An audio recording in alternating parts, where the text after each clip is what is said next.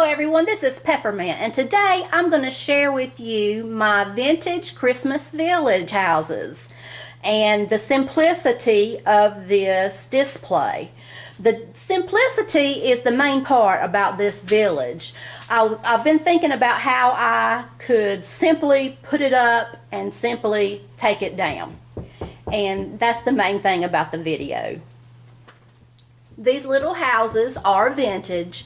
They're from the early 1990s.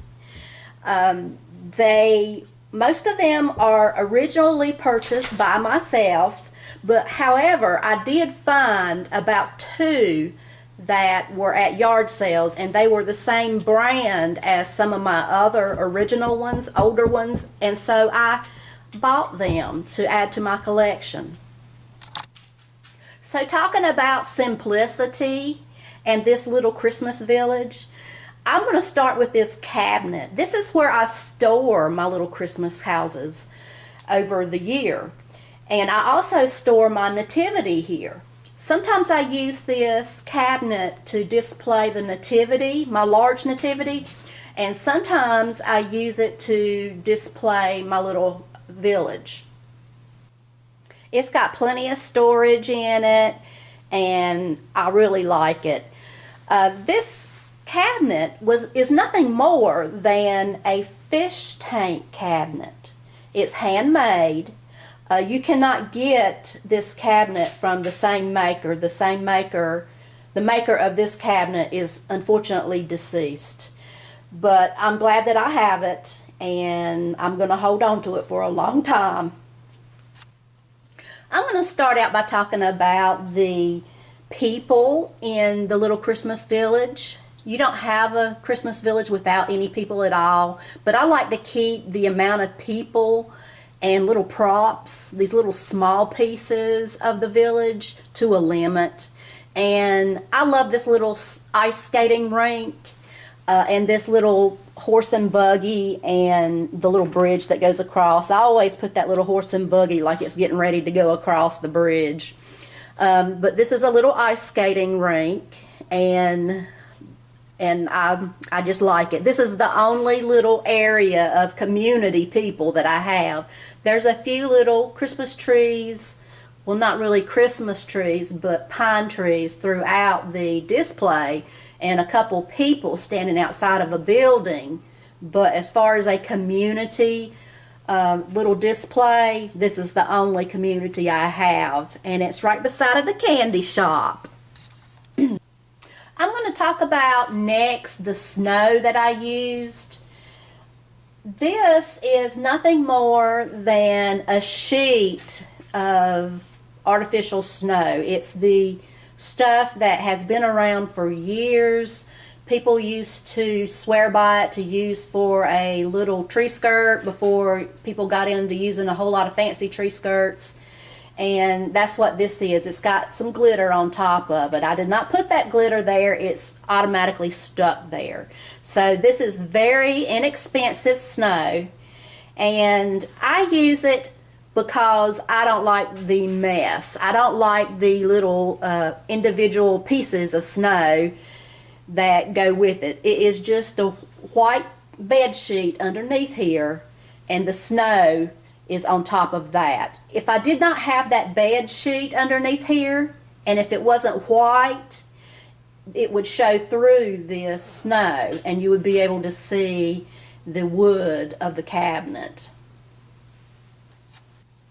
Here's the candy shop that's right beside of the ice rink. Here is the train station. I do have a little train that I have packed away that I sometimes use with this village and with this piece. But I didn't use it this year. I was thinking more on the line of having a little town, like, you know, with the merchants in the front row, and then the houses that are stacked on top will be, you know, just houses in a church. Like houses on top of a mountain is what they represent. And you have to use your imagination, because I did this for simplicity's sake. I could have went more elaborate, but I'm thinking simple. I'm thinking, how can I do this get it up and take it down real easy. On the other side of the ice rink is the library. And here is the toy shop. Here is the inside of the toy shop. It's a little window that you can look in. And there's a little display in there of a little man in there, and he is hammering on, I believe it's a little airplane. He's making toys in there. And unfortunately, I need to do some gluing right here. Maybe I shouldn't point that out on my video, but I've got some super glue. I'm going to have to fix that. And here is some little people right beside of there. That's on a swing set. So that's another little community thing that I forgot that I had in here. But it's still, you know, just very simple. Here is one of the little houses that are on top, on the back row on the top. And the little humps up there are supposed to represent mountains or hills. And here is a little tavern on the back row. Here's another house on the back row. Santa Claus standing out on the front porch. And there's a little window, so let me show it to you. There it is. It's just a man and woman on the inside there. And there was another window on one of these shops. One of the shops down front. I believe it was the candy shop. So let me show you the window on the candy shop. I like this one. There's the window on the candy shop, and there's a merchant on the inside, and he is selling a little boy and his little doggy some candy. He's behind the counter, and the little boy is on the other side of the counter. You can see that in here, I hope, anyway. Now this entire display is all connected electrically into a power strip that my husband mounted on the back of this cabinet.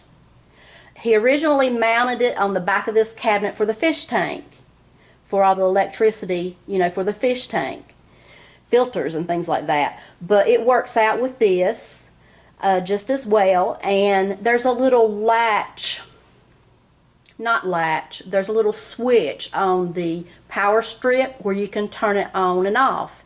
And I can cut this whole thing on all at the same time and off all at the same time. I do not have to go and plug in each individual house. If I had to do that, I probably wouldn't have this display. And last but definitely not least is one of my oldest pieces, the church. It's made out of ceramic, and I just love it. And so don't forget the reason for the season, and I hope you have a Merry Christmas, and thank you for watching my video. If you think this little display is good and simple, then give me a thumbs up, or if you like my little houses, give me a thumbs up. Thank you. Bye-bye.